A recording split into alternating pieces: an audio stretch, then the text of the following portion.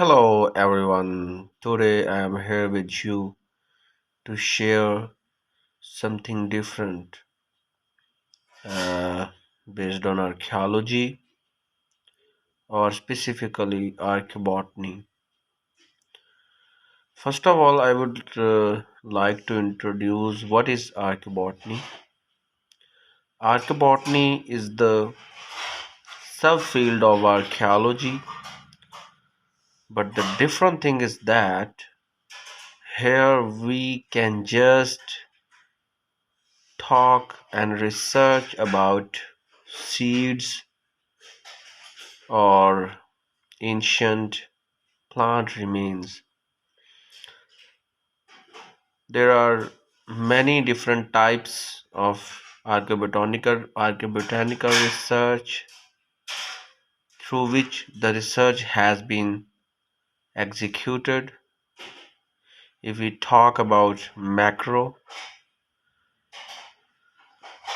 then we are executing flotation work, and eventually if we are talking about the micro plant remains, then we would execute starch grain analysis. These both part are actually famous, uh, you know, done in the field of archaeobotany. Today, I am going to share with you the origin of rice Oryza sativa at Yangtze River, China. A brief discussion. Many of you may be not familiar that the ancient rice of the world is belong to China, specifically at the Yangtze River. Lower Yangtze River was the location where the first rice was invented or recovered by the archaeologist.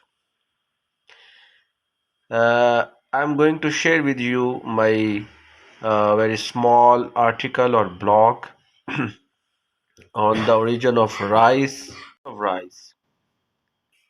It is unanimously accepted that rice has its origin in China, broadly speaking, at the Yangtze River.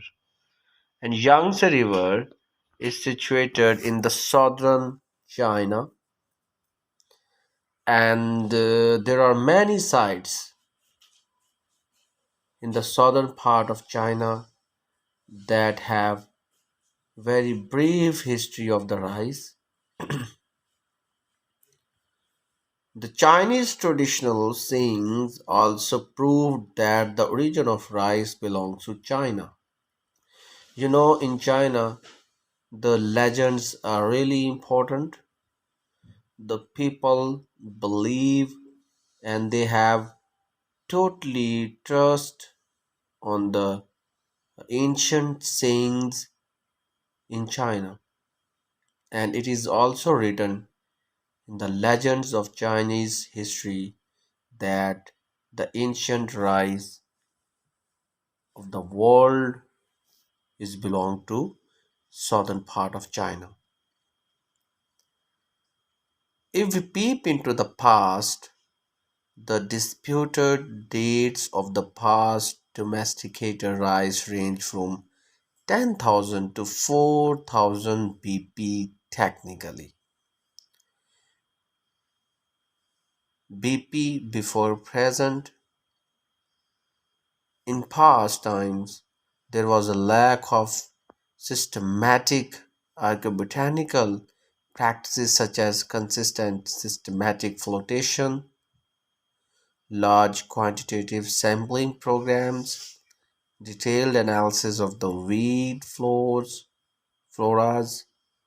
to determine the accurate time of the earliest rice origin. So these are actually the important you know, things through which the ancient history of the rice has been determined by the scholars. The data collected from the lower Yangtze River proved the analysis of weed and husk size and shape. Wild rice was collected in the Yangtze Valley during the terminal Pleistocenes and early Holocene.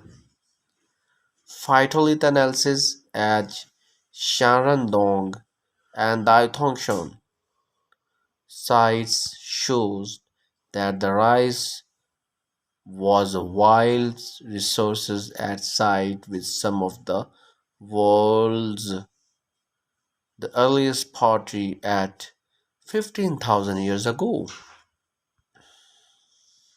So if you want to go back to the ancient history of rice belong to China, the two important sites such as Shanrendong and Diaotonghong are really important to ponder over.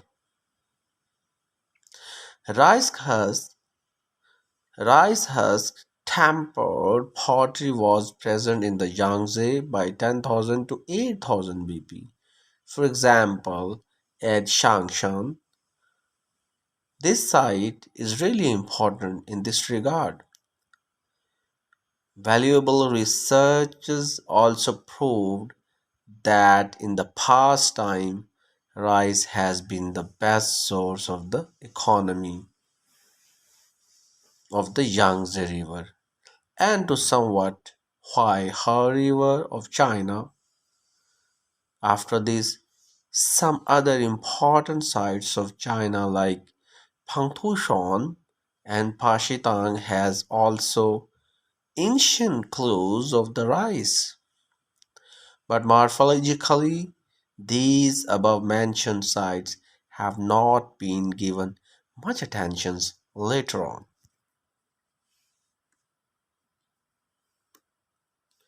So, there are many important sites that denominate the ancient history of rice.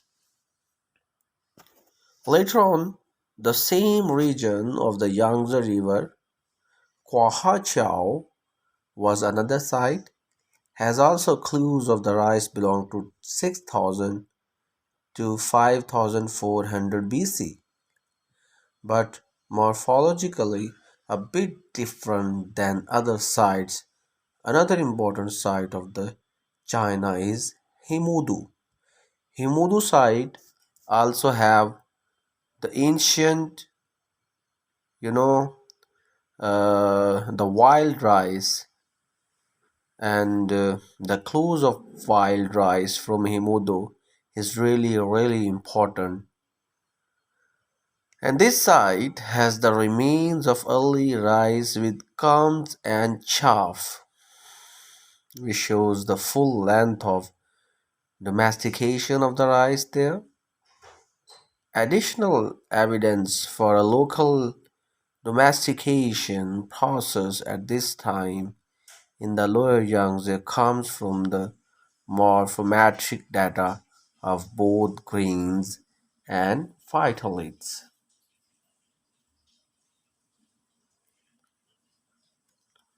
A shift in grain size occurred at later levels at Longhuachong 4800 to 4000 BC and Chuadun, a Machibang site, suggesting the process of morphological domestication took place during the Majibang. And I'm going to let you know there is also very different culture in China that is called Majiabang. There are also some clear-cut shards of evidence of fields of rice at the Yangtze River. For example, in the lower Yangtze area, east of Taihu Lake, at the sites of Chodong and Kaohsichen, These early sites consisted of a little dugout, a wide pond fields in the order 1 to 2 meter in diameter, or you can say 1 to 2 centimeter in diameter. The technology shows small scale but rigorous management of rice, in which soils could be fertilized, water readily drained, and harvests easily secured.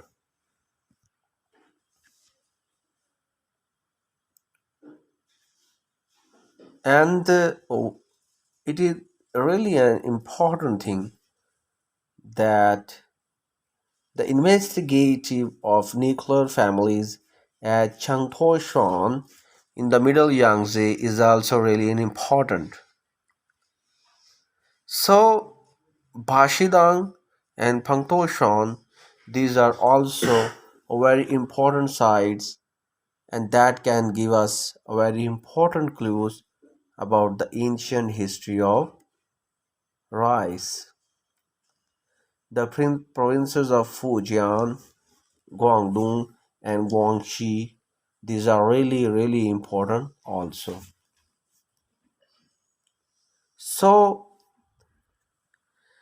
again, I will let you know that the ancient rice in all over the world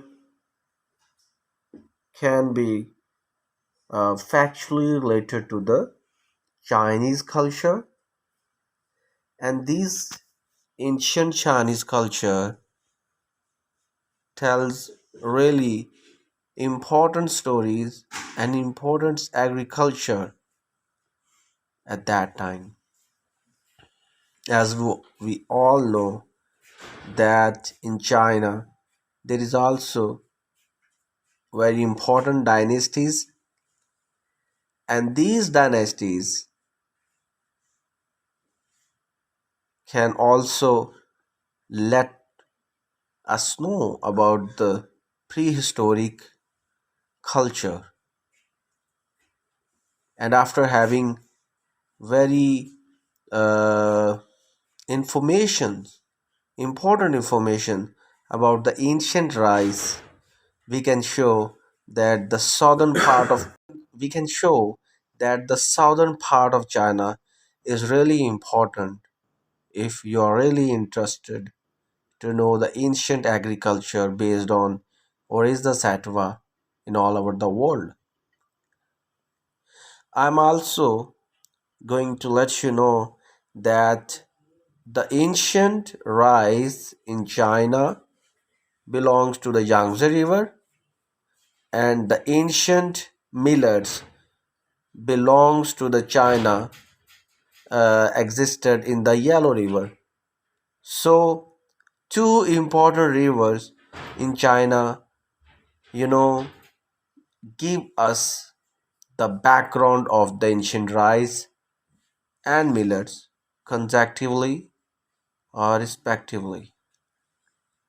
And I am also going to share that between Yangtze River and Yellow River, there is also a very important culture of rice and millet that is existed at the edges of Huaiha River in China. So I hope you all people enjoy this very important information about the ancient agriculture based on the important part of my lecture is to show how important Chinese sites are. So, whenever you have the history of the Chinese rice, you should have to let all the people know that the ancient rice of the world is belong to the southern part of China, and ancient millet of the world is belong to the yellow, that is the northern part of China. Thank you so much.